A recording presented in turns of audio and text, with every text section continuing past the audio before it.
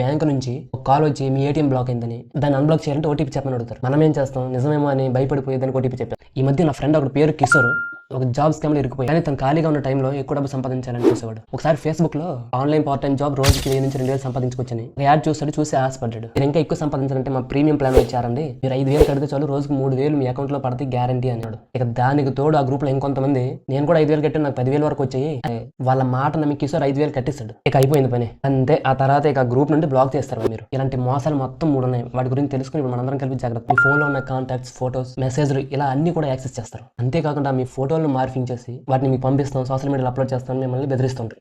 దానికి ఇంతకీ RBI licence ఉందా లేదా చెక్ చేయండి. తను ఒక టెలిగ్రామ్ గ్రూప్ లో జాయిన్ అయ్యాడు. స్టార్టింగ్ లో వాళ్ళు చిన్న చిన్న టాస్క్లు ఇచ్చేవారు. వాడికి కొన్ని యూట్యూబ్ ఛానల్స్ కి లైక్ కొట్టడం, కొన్ని వెబ్సైట్స్ కి 5 స్టార్ రేటింగ్. కష్టపడకుండా డబ్బు వస్తే ఎవరికి మాత్రం ఆశ ఉండదు. అసలు నిజంగానే తన అకౌంట్ లో డబ్బులు పడుతుండేవి. 10 రోజులు పోగానే వాళ్ళ ప్లాన్ మార్చి ఏ నిజమైన కంపెనీ కూడా పని ఇవ్వడానికి డబ్బు అడగదు. మీకు జాబ్ ఇవ్వాలంటే వాళ్ళే మీకు డబ్బు ఇస్తారు.